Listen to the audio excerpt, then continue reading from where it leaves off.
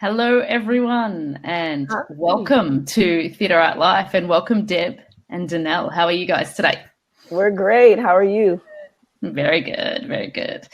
Before we get started, everybody, I'm just going to, and before I introduce these wonderful ladies formally, I'm going to take you through a little bit of housekeeping so you know how this rolls. If you are familiar with our platform, you could go into that chat box on the right and please say hello and tell us where you're from. And also, please use that chat box to ask us any questions throughout this evening. And it's this evening for me, sorry, the morning for you guys. If for any reason, guys, you drop out, log back anytime via the email link. If you can't hear us, log back out and log back in again. And if your internet is sketchy today, don't worry. A replay will be available and sent to you personally within 24 hours of this session. So if you've got any other issues, please type in the chat box and we'll try and help you out. And thank you for joining us. All right. So these wonderful women, I'm going to read a little bit of an introduction just so you know who these people are. So Danelle, can you give us a wave so we know who you are? She's the red earphones. Danelle Winfield is currently the Senior Director of Game Operations, Entertainment and Promotions for the Los Angeles Sparks. She's one of the 5 people on the Sparks Leadership Committee and plays a critical role in the organization. Before her role in the LA Sparks, she worked for the Houston Rockets in the Game Operations Department from 2010 to 2016.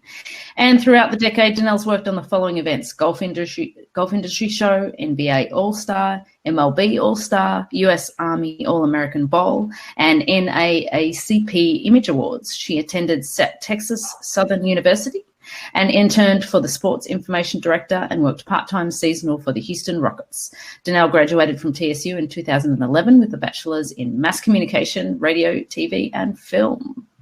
So welcome, Danelle. And Deb.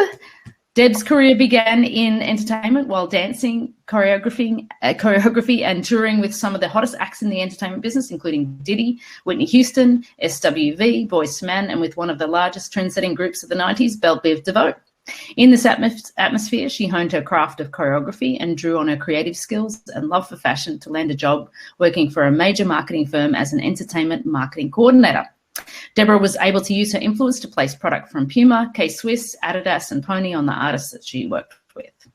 Debra has also worked in production for major shows and special event management for non-profit organizations, in-depth and hands-on experience in all facets of the entertainment industry. And now, as current senior entertainment manager for the Los Angeles Sparks, she's able to combine the skills that she's developed over the years to oversee the production of high-quality and engaging entertainment.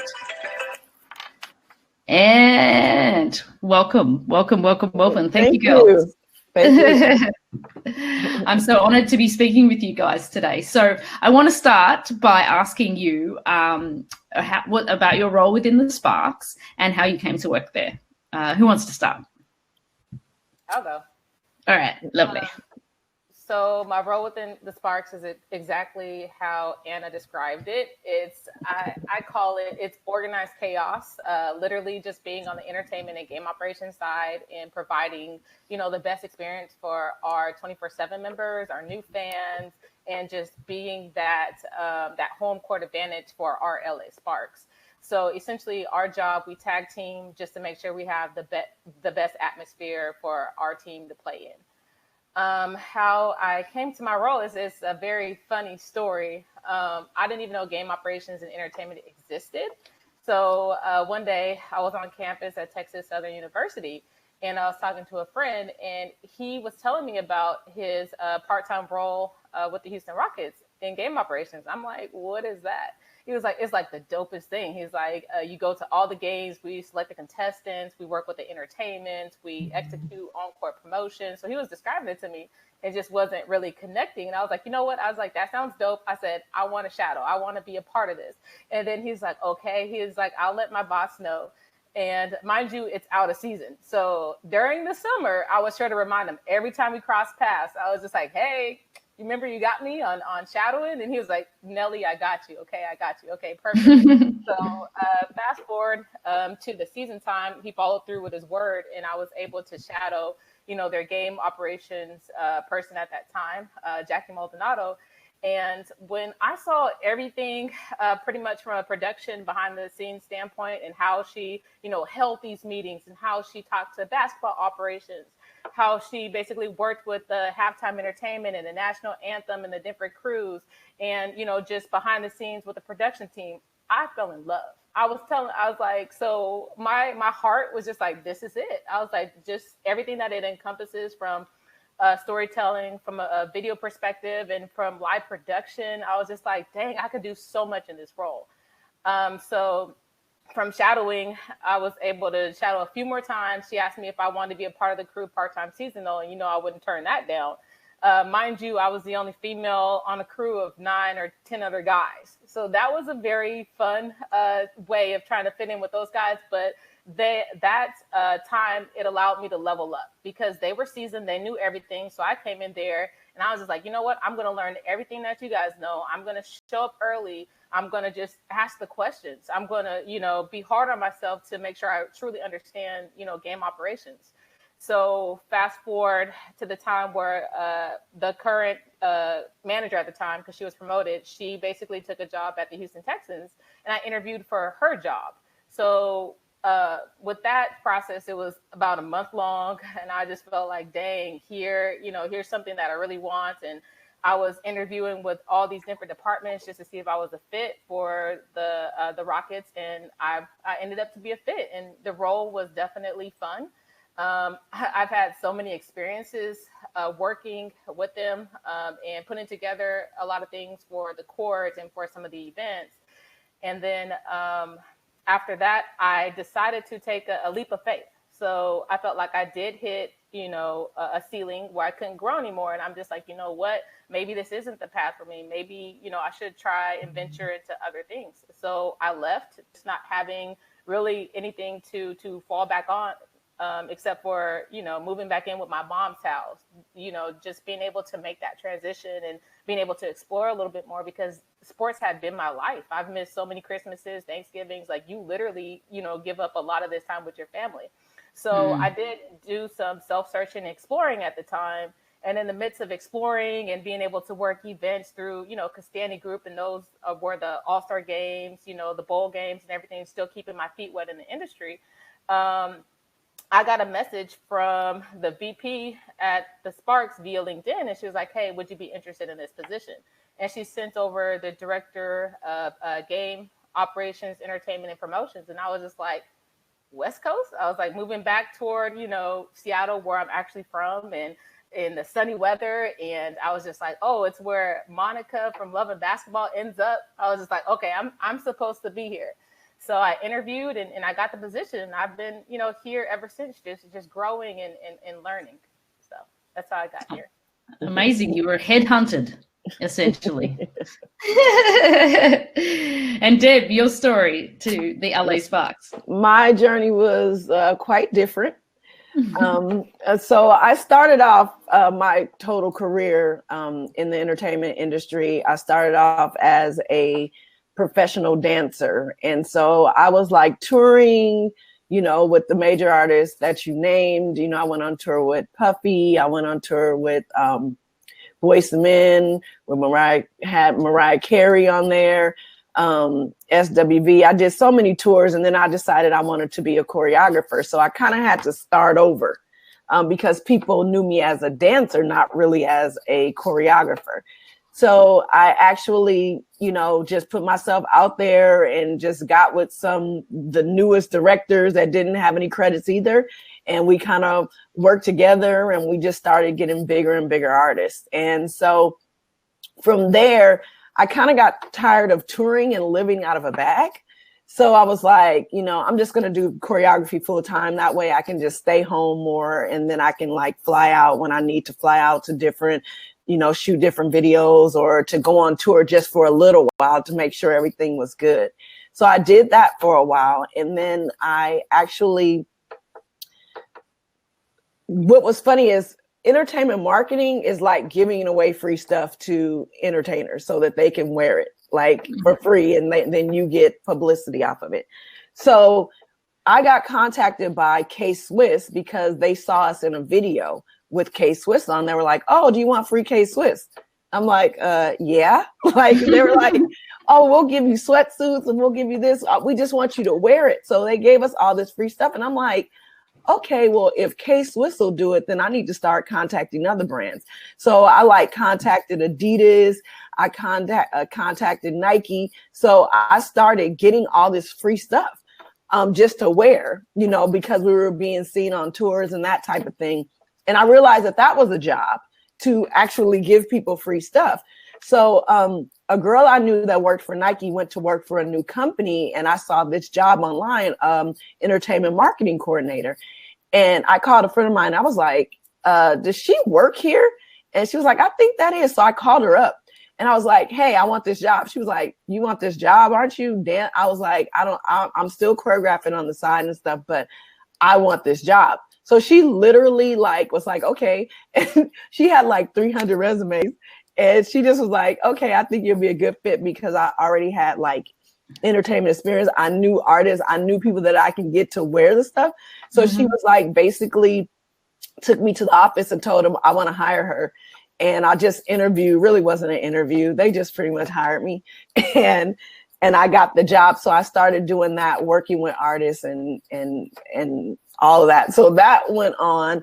And then I went into also working with nonprofit organizations and events. Within all of these different things, I was always doing events. So, I mean, just a gamut of things with entertainment marketing, then working with nonprofit organizations, then moving into working on production. So I worked on TV shows and with the talent, so talent managing, that type of thing. And fast forward, I decided to go back to school. So I went back to school to get my degree. And so I graduated from Arizona State University. And for that time, I kind of was freelancing and got married and all that type of stuff. And then my husband was like, okay, do you want to get a job now? And I was like, oh, okay, I have to get a job. So I was looking online and I saw this job for the Sparks. And it was like, basically like booking, like it said like game scripts, booking entertainment, booking national anthems, that type of stuff. I was like, oh, well, I know entertainment because I've been around artists. I have my own group. So I know all this stuff, but I've never been in the sports world. Like that was not like the dream for me. Like, oh, I want to work in sports.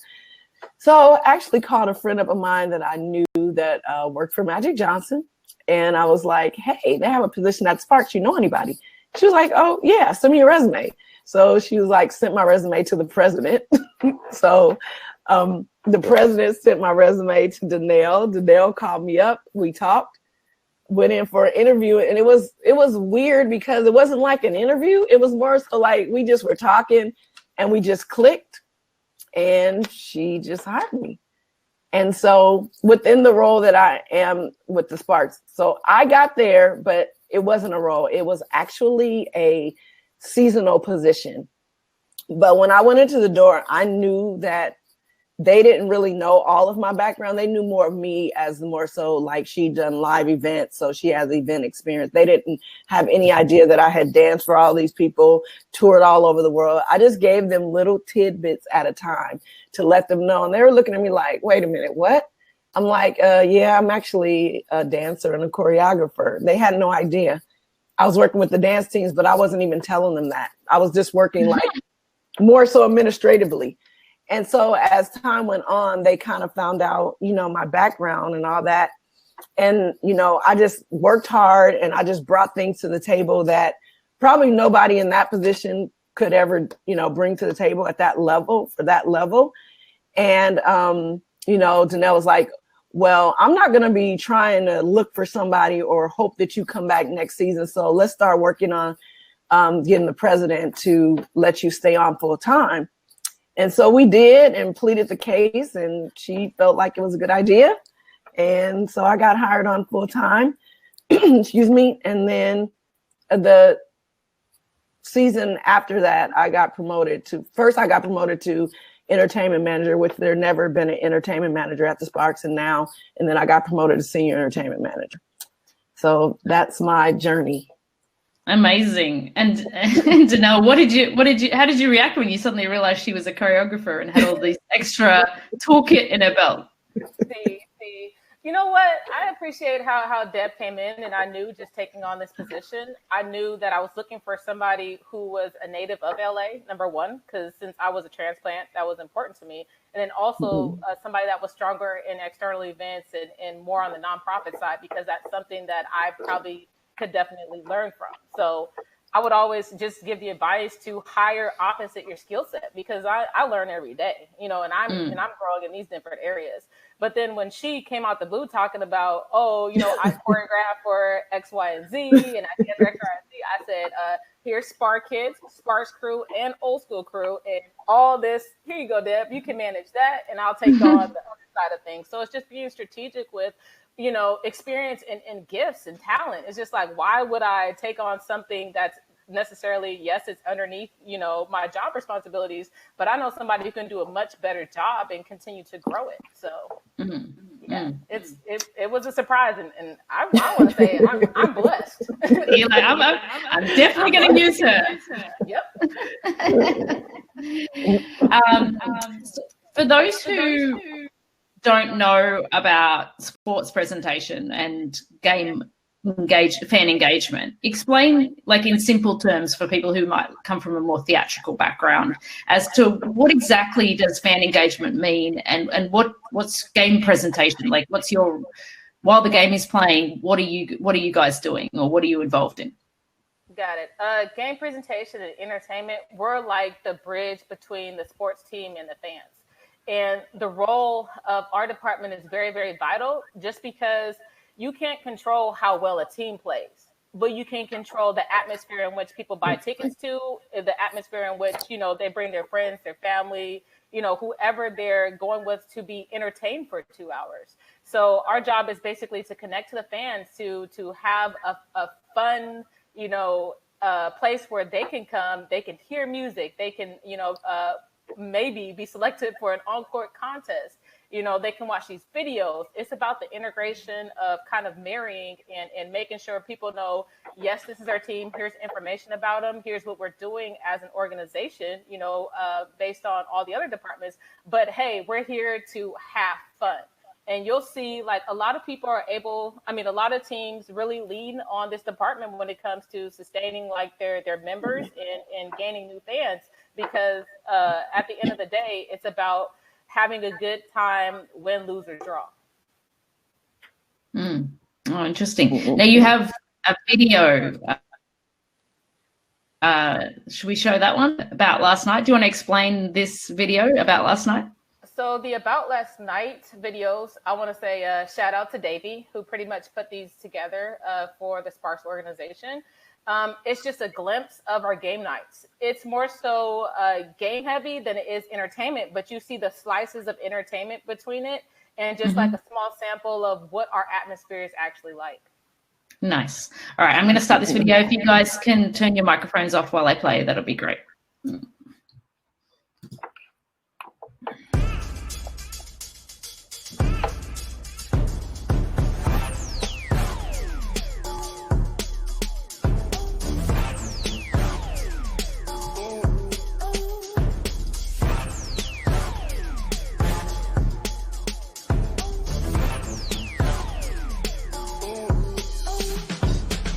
Outside to Nneka Ogwumike for the three. Hesitation move. 7 on the shot clock. Nneka Ogwumike lines up again. 3 times the charm. Elena Beard once again. Beautiful finish by the lefty on the left side.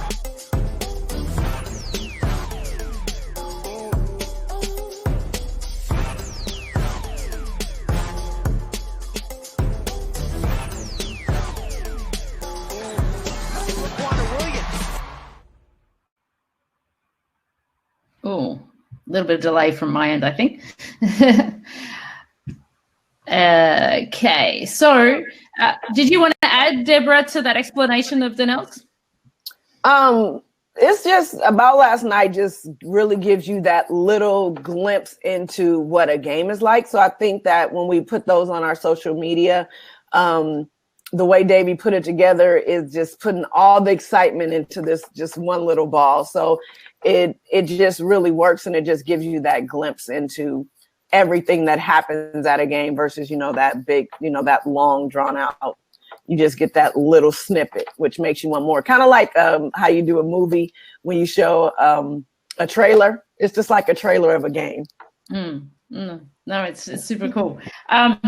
One thing that I'm quite fascinated about with the sports game is it doesn't roll out like a movie, nor does it roll out like a TV show or a theatre show. It can go any way. So how do you deal with that when you've got, obviously you've got these segments that you go in between the gameplay, but how do you roll that out when you don't know how the game's going to go? That's honestly the fun part, because I plan everything to the T. So it's by the different, pre-game, halftime, post-game. Those are like your larger breaks. But in between, you have a designated amount of timeouts to get through. And then you got to think about how those timeouts are sorted between entertainment, informational stuff, getting to know more about our players. So it's like this science. And I kind of figured out like a good formula for us that is engaging for our fans, and that is fresh to the eyes, and it's something that people, experience on a game day. It's like when you do have a script and everything is pretty much set, and I'm like a little bit off to the side. Debra and I kind of stand together in a tunnel, and I'm assessing fans' reactions. I'm texting back and forth with different people as far as like the COO and people at AG, and just communicating all over the place. And I'm reading the fans as well. So I feel like if there's a time where I can pull a video, or I can pull something that we were originally planning on doing in order to, maximize on this moment, then I will, and say like, hey, you know what, such and such just shot this amazing 3-pointer and it's going into halftime. Let's delay a little bit so that we can hear the fans yell and cheer and everything. It's about being able to, go away from the script just a little bit, just to go back to it. But you want to make sure you get the emotion of the fans. So you never want to lose that. So I'm always playing this game of changing things around. And what definitely helps is that we have a game operations manager that's at the table who goes strategically, by the script, like one after the other, which gives me the flexibility to read the crowd and to make calls and to move things around so that we're able to maximize on, our fans and on the moment. No, it's amazing.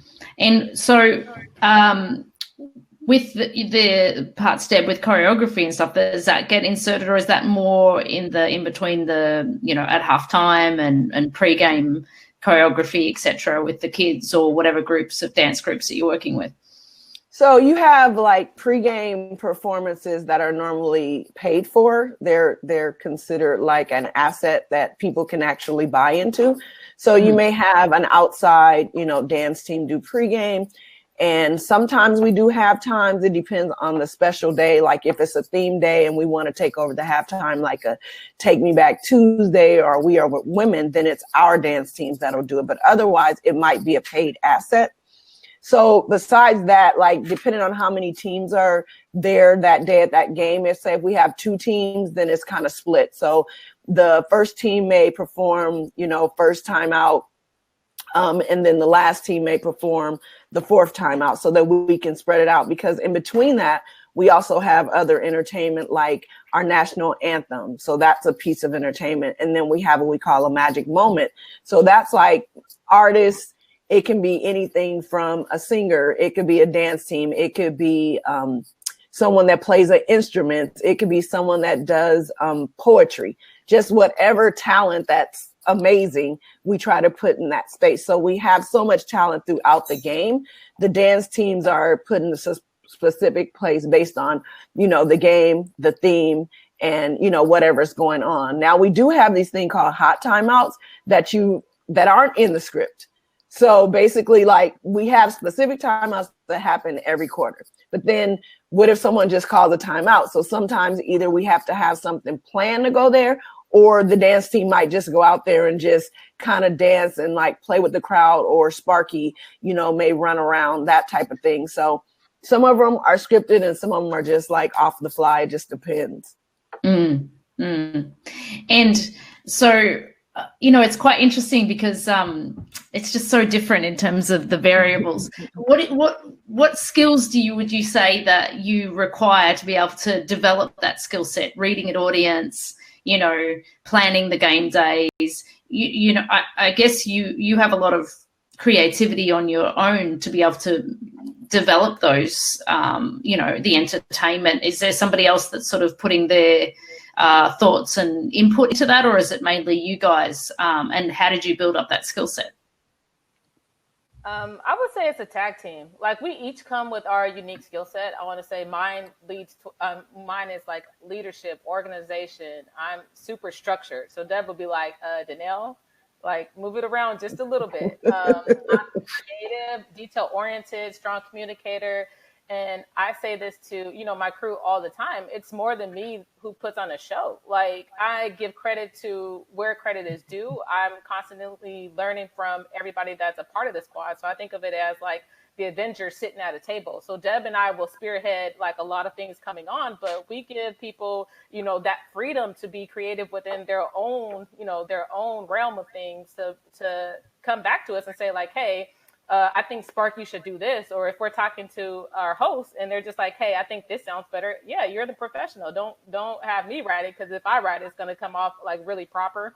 And she gets on me about that too. I'm like, I'll write something like more so for the announcer than for a host. And she's like, Danelle, they're not going to say that. I was like, but we have this relationship where they understand what I'm trying to say. I just need them to say it in their own words. But it's a tag team effort.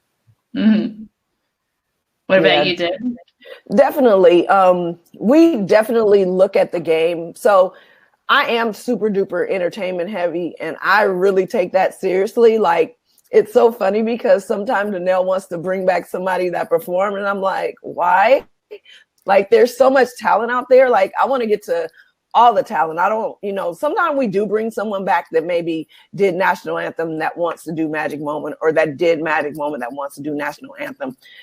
Sometimes, but I'm always like looking for the next thing. I'm always looking for the next amazing routine. I'm also just looking for the best singers. Like, a lot of teams don't have a me. And I'm saying that because I have the experience outside of the whole sports world, where I've worked with artists, I've worked with singers, I've worked with vocal coach. So I'm very particular about what I hear, and they have to send in like a video or audio of them singing. And if they're like anything off, I'm not putting them on the court, because I'm like, some people, like, I can hear when you're not singing on key, or I can hear that. So I'm super duper particular about the talent that we bring in. And I just want it to be top notch at all times. So like, when Danelle was focusing on the script and focusing on those things, then she was just like, who's Magic Moment today?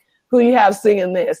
What do you want? Do you want the dance team in the first? I'm like, no, I like this routine is bigger. So if we can put them at the end, that would make more sense for this. Or for halftime, if we have our dance team doing halftime or something, or I'll be like, let's do this halftime with our team on this theme day, because it makes more sense.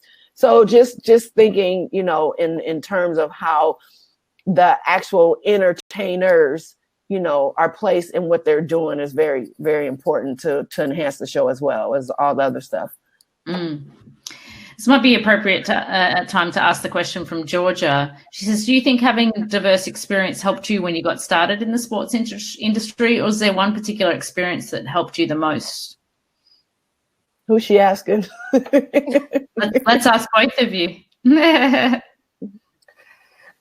Well, personally, for me, I guess I'll go first on this one. Definitely.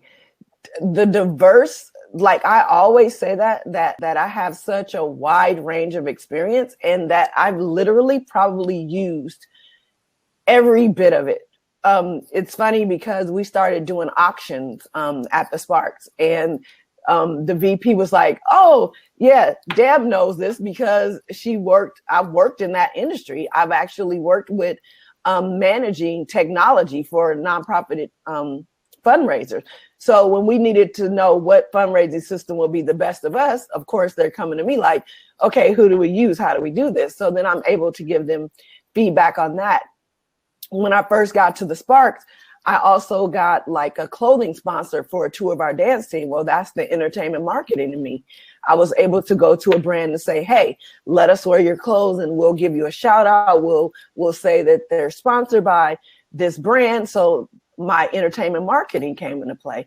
Events background, just working. Danelle and I, we tag team on, some of the events that we do. Some events I lead, some events she leads. So I'm dancing, like there's everything that I've ever done throughout my entire career I've used here at the Spark. So definitely there hasn't been one experience. I think I've used all of them, and all of them have been very important. So no more surprises, Deb? You never know with me. She's gonna pull something out of her back pocket. Like you never know. It'd be like, oh, I always tell Danelle this. If I don't know something or I can't do something, I promise you, I guarantee I know somebody. And she knows that about me. Like people call me all the time, like, I need this. I'm like, oh, okay, I know this person. So if I don't know it, I know somebody that knows it, or I know a person that knows a person. I would definitely say yes. I think every little bit as you go along your journey, you're collecting something. You're collecting these different skills that you can use later on. And you just have to be mindful of when you're supposed to use them. I'll definitely say I did work for Music World Entertainment. I was helping out with some of their events. Of course, that event reflection goes into what I do today. With the Houston Rockets, we did really big center court presentations with, just timing, logistics, and production. That reflects in a lot of the things that I have to do today as it connects to like our big games. Because for our We Are Women game, we do a half court ceremony, or even coming into the Sparks off the bat, I had to do a banner ceremony and a ring ceremony and just 1,000 other things at the same time. So I'm reflecting upon these different experiences and these different things that I've learned, especially like, honestly, some of my mistakes along the way. I always go back to, okay, what was the lesson that I learned then? Why didn't it work? Okay, how can I tweak it? How can I fix it? Or I can learn from other people's mistakes. Or I come in and I learn from people who are veterans in their field. Like I'm a sponge. I'm like, okay, if you want to be the best, if you want to grow, if you want to really, reach that position that you want to get to, you have to, number one, still humble thyself, because you're always learning. I get corrected every once in a while, and I'll take it as feedback. Like, let's change this. But look, I go on a whole little tangent. I love it. I would definitely say each of your skills is something that, you're building upon. The leadership thing.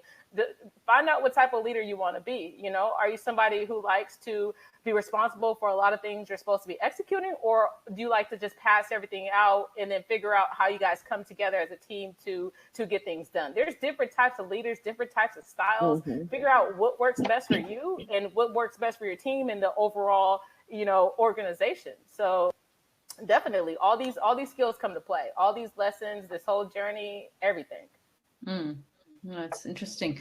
Very Both of you have mentioned brands, and another thing that's very different from some of the people that might be listening in our realm of entertainment, where corporate sponsorship might be there, but it's on banners outside the theatre or outside the venue. Your brands are well integrated into your show. And is that a big part of your management? And are they, because obviously I guess you're going to have to please your representation of how you use their brand, right? And you're trying to be creative for that to be an interesting way that the fans engage with that brand. So just can you touch on how you work with them, and then and is that a large part of your role or just a small part of your game day sort of planning?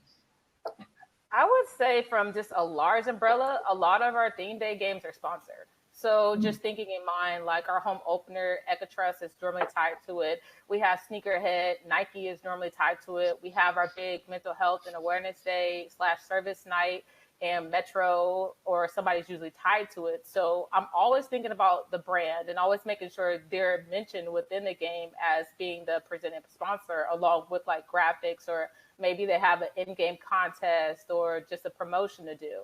But brands are really definitely a part of it. I like the fact that, with our corporate sponsorship team, we're allowed to have conversations and talk about what fits and what doesn't fit, so that we're staying true to the identity of the show. So sometimes it's definitely hard to have conversations with brands who are very, stubborn about how they want to present something, I definitely like to give them like a lot of different options. And I ask them, what is their overall goal, or who is their target audience, or what are they trying to accomplish, and try to blend that so it makes the pitch a little bit easier. And it keeps our show, with the same type of identity and same fun, right? Mm-hmm. So that's definitely like on the larger scale. Anything to add, Deb? For me, like when I bring in sponsors like for entertainment stuff. Like I said, I brought in a sponsor for the clothing for the kids, and basically it was more so of they wanted to be just mentioned. They wanted to be like brought to you by your Spark Kids, brought to you by blah blah blah, this sponsor. So also like I also did another sponsorship with a dance studio, and so we also mentioned them. And then we had like some of our on-camera like dance contests, we mentioned them in that. So it's just more so about what that brand is actually looking for, and what they're trying to do, because the thing is that it's supposed to be a partnership. So they need to get something from us, and we need to get something from them, and everybody needs to leave happy. You make it sound easy, but I'm pretty sure it's not. I mean, it's not, but it really can be, because if you're catering to someone's need and you're giving them what they want, and what if you guys are like, partnership is supposed to be 50-50, so I'm supposed to get as much as I give. So I think, we've been pretty successful in that. Like, that's not our department, but we're supposed to pretty much execute. So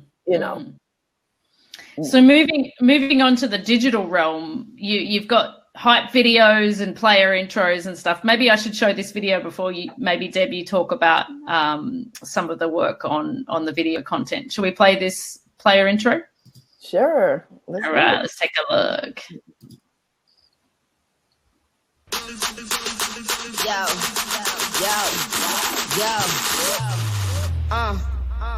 Cross over any opponent, give me another one. Take a shot to the head like an uppercut. Then I pump it up, get the double dudes up. If you get to be better, squash that like butternut. Get the dance, Danelle, we got that action. Got the passion, promise you never had it. Pay the ransom, monocle, we assassins. You know my game too savage. Feeling too good, think it's time to lace up. Talking about the best, when you talking about us. Function got a fever, getting hot to the touch. And we about to turn the thing up. Get loud, we about to start a riot. Get loud, we about to start a riot. Get loud, the opposite of quiet. Get loud, till everybody try it. To get down the way you do it, private. Get loud, let's go. Get loud, let's go. Get loud, let's go. Get loud, get down, let's go. Get down, let's go. Get down, let's go. Get down. Get loud, we about to start a riot. I don't know about you, it makes me want to come to a game. Look, Anna, I tried several times to audition to make it in this video. Deborah's like, no. I don't know. You were dancing along there. I'm pretty sure you got some moves. So funny. So tell us about these. Well, okay. So another thing, production. So that was one of the things that was in my background that I don't know if Danelle knew about. Because just from doing videos and things like that, and being choreographer on a video, you're really directing the dancers. Like, you're directing anything that has to do with that. So just from me being on sets, and then with editing, like going in and saying, oh, this dance piece should be here. This will work better there. Gave me experience working in production. So I'm very big on like music and songs and just like things to make the video hype, and like, what the content goes in, because I want to be like the best.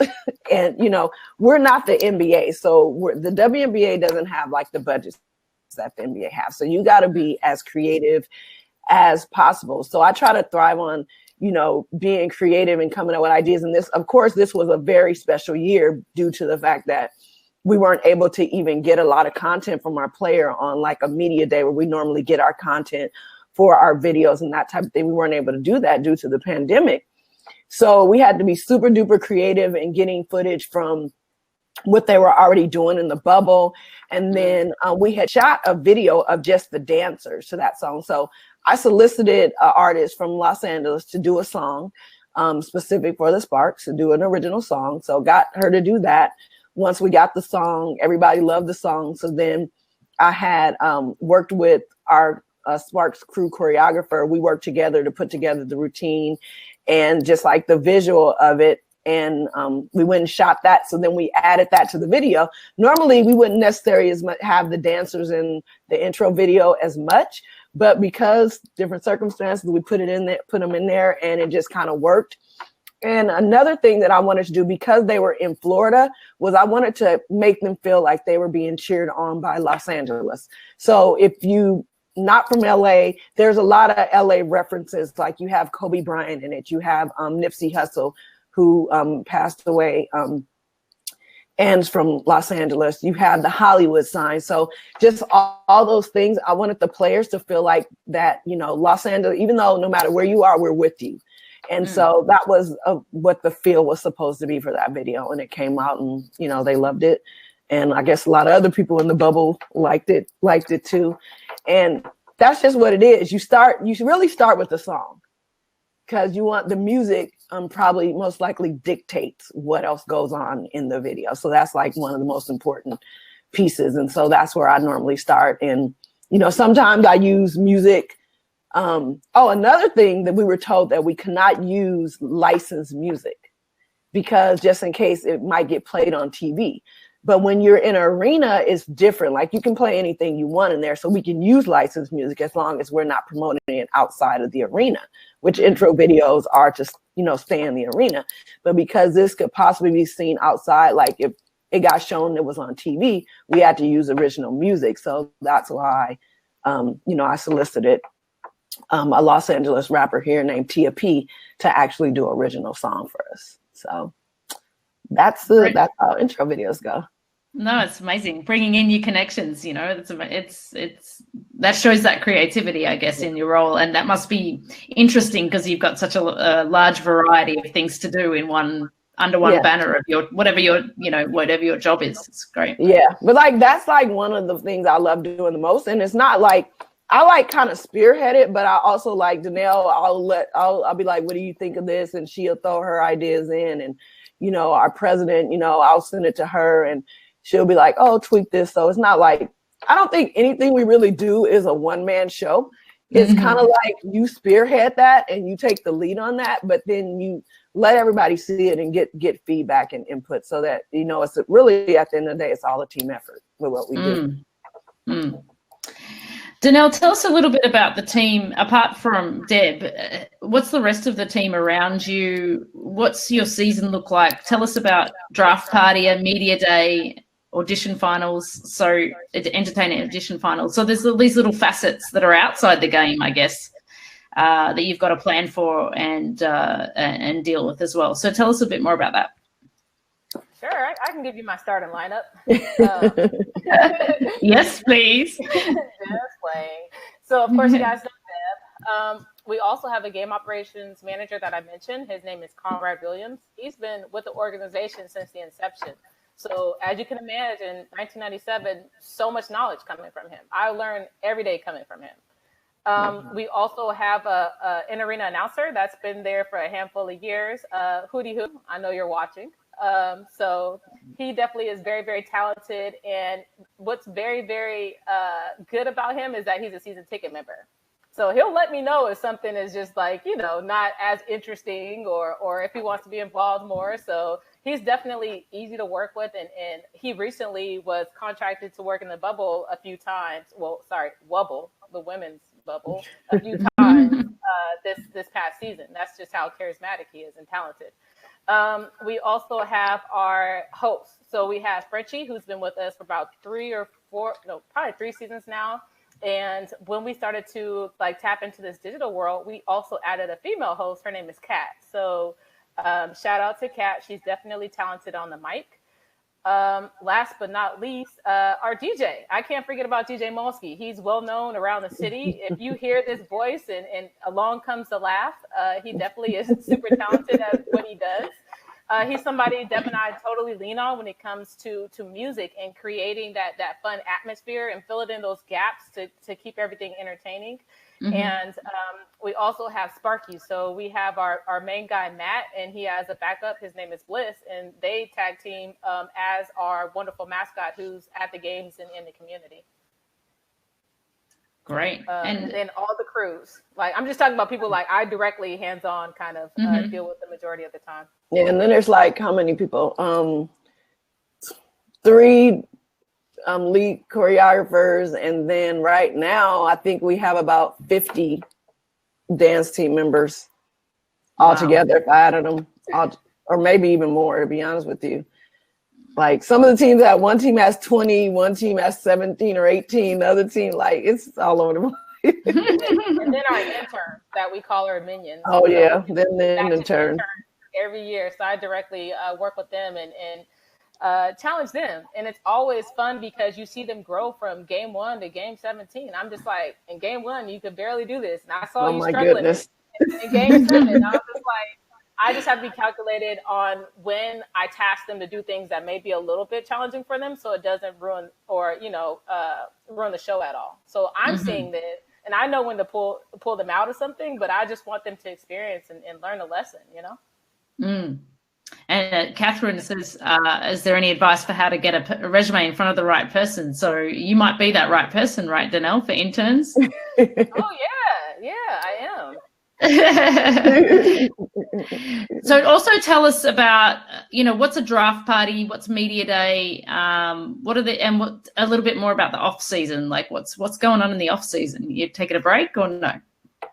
Well, you know what, Anna? it's a little bit of both, right? We're just like in cruise control, but our main thing is basically to recap what happened and talk about, hey, you know what, we think this can definitely work better if we do it this way, this and that. And we also just take time to explore new things, like just be innovative and just figure out what's our next challenges. And one of the things that Deb and I clicked on off the back is that we get bored easily and we're always looking to challenge ourselves. Like I will get on myself about something before anybody else does. Like I'll see it and I'll be like, dang man, like on myself before anybody and probably harder than anybody, right? Because I'm my hardest critic.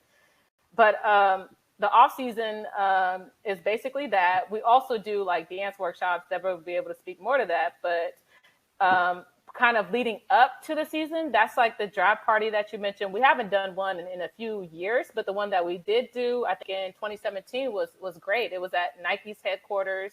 We were able to showcase like the new uniforms that were rolling out. We had like a photo booth there. We had DJ Molsky.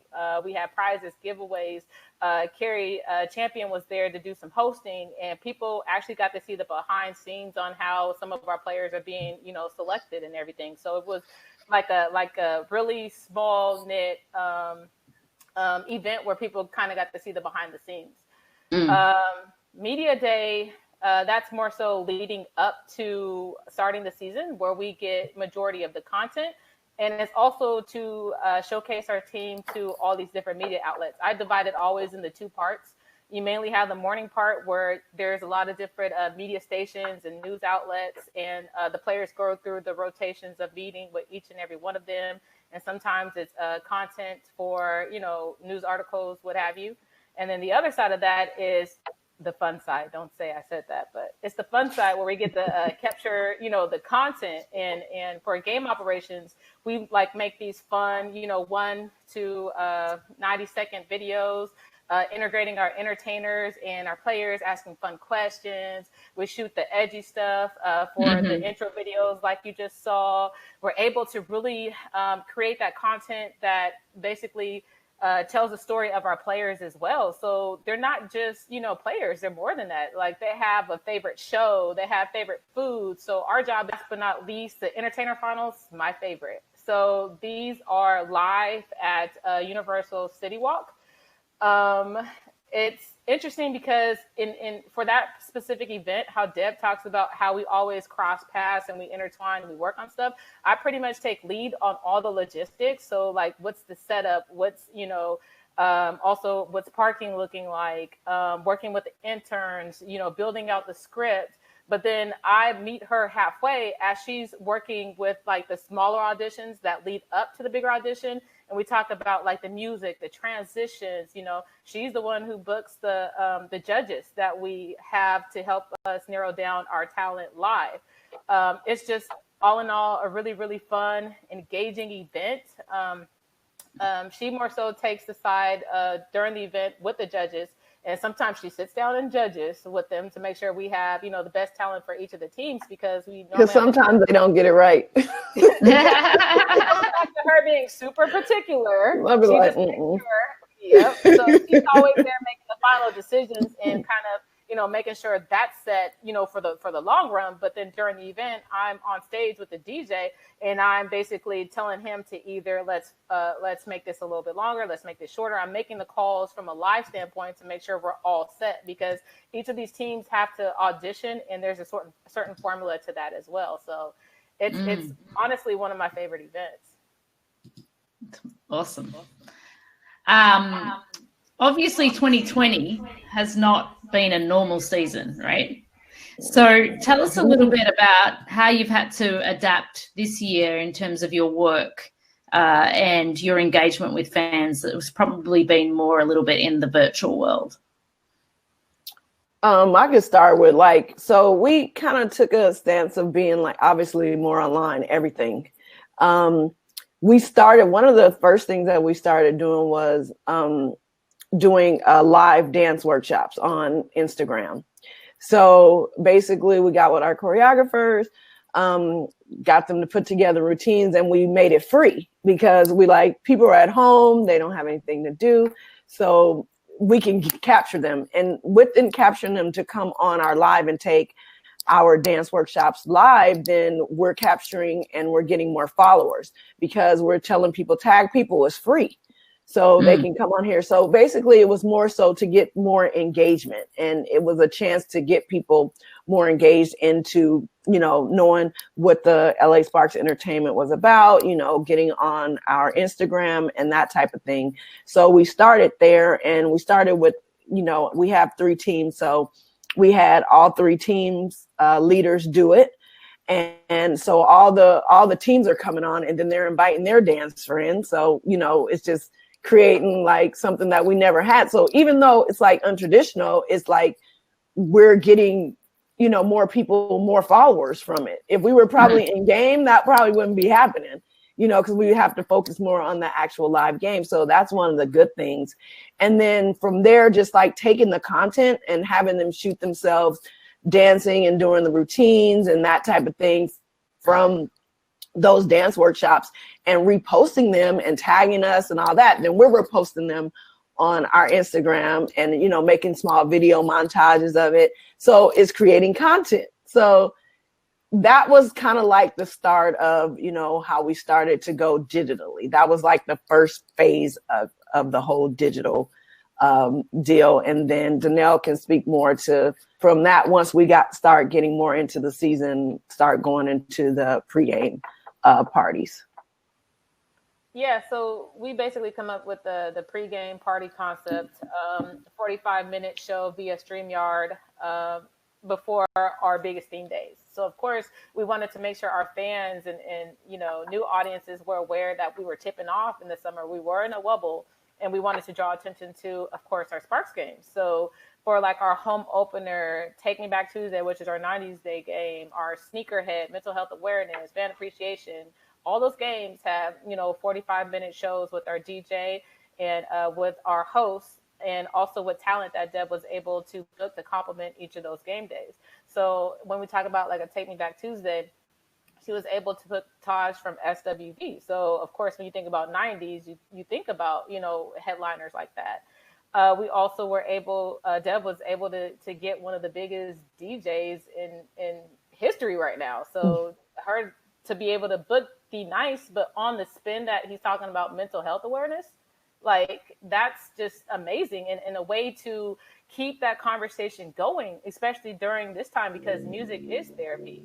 And then for like fan appreciation, we were able to get Vivica A. Fox, who is basically a sponsor and a friend of the Sparks, but to be able to hear from her. So with each of these game days, being able to have like a headliner person to engage with us, and also to be able to have music that intertwines into it, to be able to have the conversation, because we also were able to bring in, like Debra said, like magic moment type people to be able to sing or to showcase their shoe collection. I remember when old girl was able to show off all of her shoes that I'm like, dang, that's a lot of shoes. Essentially, the pregame party was to show everybody like what happens in arena. So hopefully we were able to tap into new audiences, and we developed some new fans, and we'll be seeing them in Staples Center in 2021. That's the goal. Please. Yeah. Get back to the real. Yeah, I'm sick of staying at home. Well, let's show one of those videos, or maybe both of them, just so we can give the guys an idea of what they look like. Sparks fans, we've been having so much fun all season long with our pregame parties that we had to make a recap. We are officially live. We're officially live. Let's get it going. Absolutely. This is the pregame party, and it's a special pregame party because it is all about the fans. What's your favorite 90s dance? Running Man, Cabbage Patch, the Wild, the Bacon, all of that. I want to put that in the comments right now. We taking it back for Tuesday, Richard. I don't know if you know who this is. Nice. This is awesome. What's up, Kat? Hi, how are you? I'm so excited to be here. I'm so happy to be here. It's all about the ladies. Let's welcome Vivica A. Fox. Thank you so much. It's so good to see you guys. Go Sparks. So I have about a little over like 200 pairs at the moment.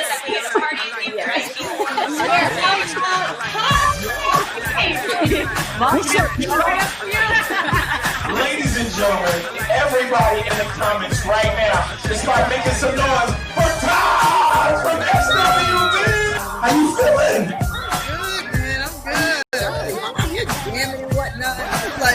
Let me put on my good nail. Like I said, man, what we do as entertainers and as artists, is just as creatives, we give people hope, especially during this time. Girls be hooping. Oh, from the current roster, I would be Tia Cooper, huh? Oh, from the Tia be having them baby hair laid down. People are not laughing at your dreams. They're not. There's, like I said, no one formula for success. You just gotta make your own path. It's so cliche, but do not give up. I mean, literally, I'm not lying. I'm in the kitchen making dinner, chopping onions.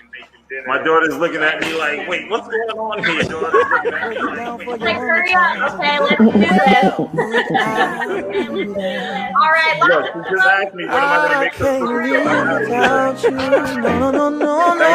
No. Oh, woman.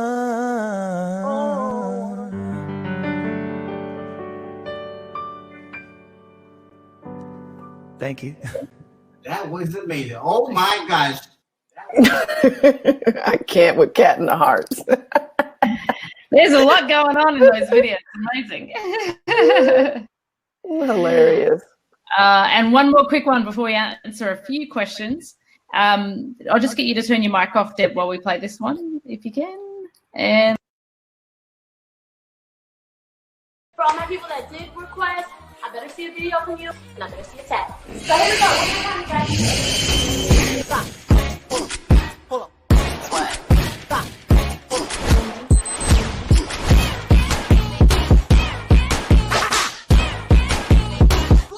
Yep, that's me.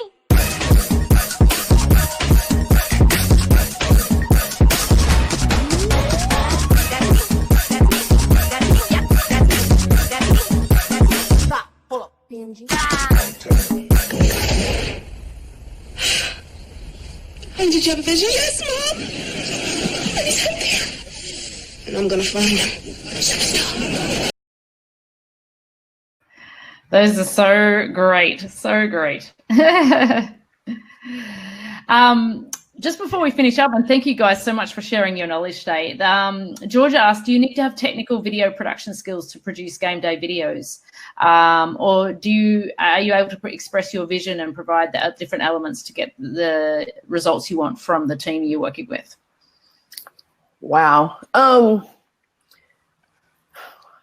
don't really know how to explain that, but I didn't ever have any technical training, or I never went to school for it, or any of it. I think when you have an entertainment background, entertainment just in you. So I'm a dancer, so that makes me kind of animated. So that, it just kind of comes out within my creativity, and just watching and being on set and just kind of knowing what I'm looking for. I'm not the person that had technical training or anything about like that. But just watching and having a love for it and having an eye for it, it was kind of my path. Now, there's people who go to school and they take courses, and depending on how deep you want to get into it, I don't need to be sitting there and putting the video together myself. I can give someone the vision, or give someone this is what I want to see. This is how I want to see it. Let them put it together, and we go back and forth. So it just depends on how technical you want to be. If you want to actually edit a video, YouTube probably can teach you a lot, but you probably want to take more of some courses. But if you're just creative and you know what you want to see, you can have other people, do it for you. So it just depends on, how much you want to be involved and where you want to be involved in it. To chime in on the other side of things, I actually went to school for radio, television, and film, and several of my classes were editing. So I did work with Final Cut Pro. I did work with just storytelling and all that fun stuff. So I understand how to do it. I rarely tap into the skills of doing that, but what happens and what's really great about that is the communication that I have with AEG.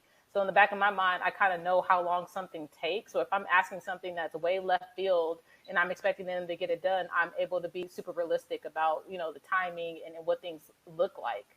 I'm not going to say I'm the best editor, because I kind of semi-retired from it every blue moon. I may just create something that you guys won't find online, but it's more so just the relatability and just being able to explain myself and being able to use the terms, being able to just, appreciate it, right? So I'm not taking for granted being a producer or a director or something. I'm actually telling them, hey, I thank you for this, because I know how long it took you and what type of hours you put into it. Giselle asks, do interns have a specific amount of time that they have to be involved with you guys? Yes, the entire season. The internship it's very important, because we usually bring interns on probably about 2 or 3 weeks prior to our entertainer auditions. And I'm not talking about just the finals. I'm talking about the auditions that Debra spearheads for each of the crews to kind of, decipher through the different groups of people, because we start out with a lot of people and we have to keep narrowing it down. So we have to have interns help us out with that.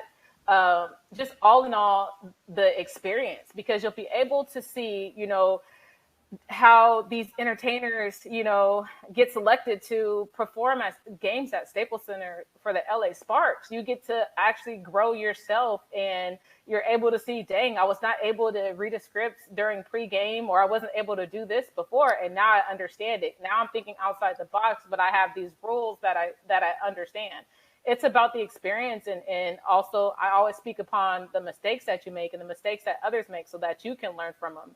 Every game is a recap of, hey, great job, here's feedback, because we're all in this together. We have to figure things out and just as a unit produce the best show. So I would definitely say the experience is from A to Z, because you're taking the maximum amount with you onto your next job, Mm-hmm.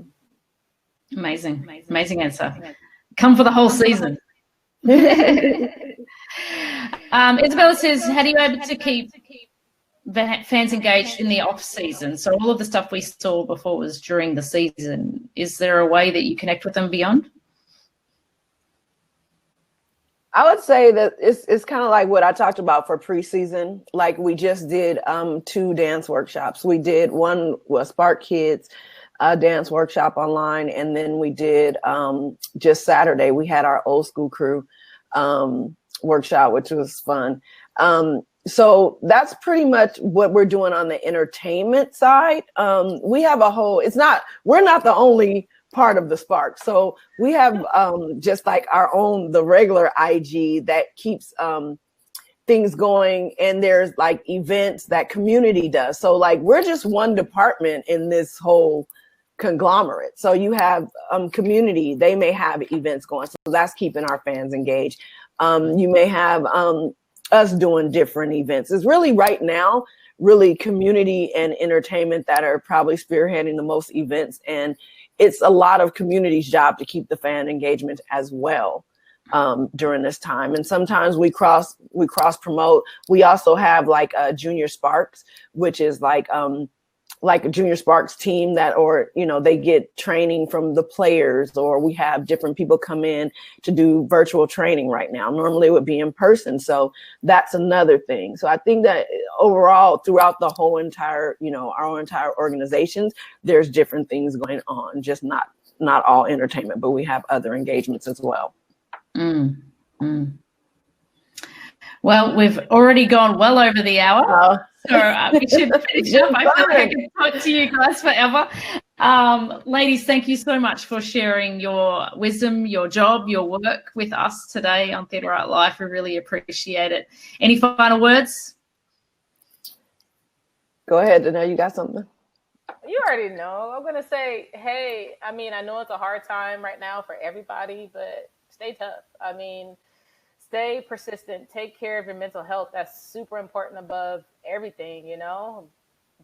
I just wish everybody well. And if you're seeking that job that you dream about, take all the steps. Like, add people that you would want to connect with via LinkedIn. Probably send them a message. They may or may not respond, but you're taking the steps to continue in your path to pursue what your heart desires, you know.